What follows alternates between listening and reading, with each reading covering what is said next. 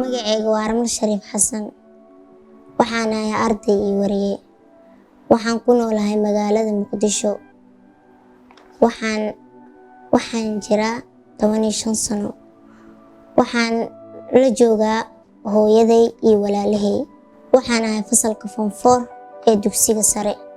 Aad iyo aad ayaan waxbarashada u jeclahay.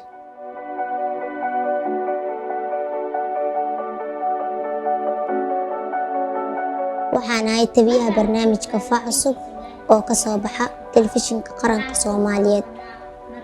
Waxaan loogu talagalay barnaamijka carruurta da'dooda gaarayso 10 ilaa 16 sano.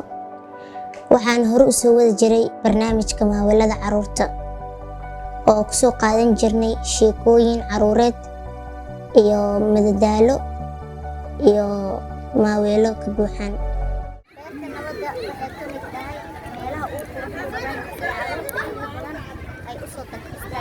goobtan waa goob loo diyaariyay inay ku ciyaaraan carruurta da'dooda. Hadda maasha Allah waxaan helnay tababar ayna siisay Fakis oo barnaamijkeena wax weyn ka bedeshay.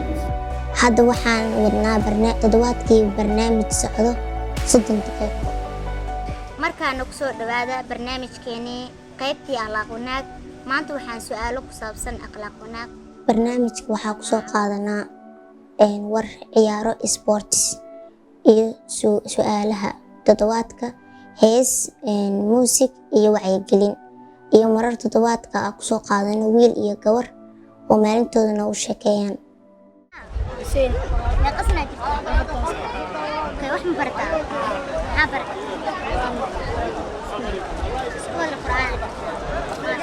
Waxaan aad u jeclahay inaan tusaale fiican u noqdo carruurta Soomaaliyeed meel kasta adduunka ka joogaan. Waxaan kaloo jeclahay inaan soo bandhigo xaaladaha carruurta oo kala nooc ah.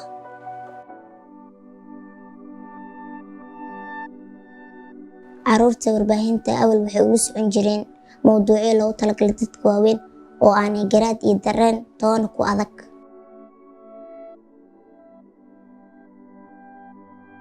Waxaan fursad siinaa carruurta Soomaaliyeed ee doonaya in ay ka qayb galaan horumarka iyo soo gudbinta muuqaalka wanaagsan ee Soomaaliya.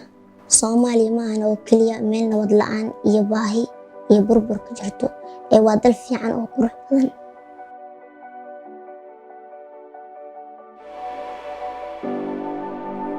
Kadib markii sanadkii hore 2020 aan helnay tababar ayna siisay Fakis, isla markiina aan soo saarnay barnaamijyo ka fiican kuwii hore, ayuu barnaamijka Faac Cusub noqday midka ugu fiican uguna saameynta badan telefishinka kuwa ka baxa. Aniga waxaa laga aqoonsaday wariyaha ugu fiican uguna da'da yar ee telefishinka qaranka Soomaaliyeed, waana farxay.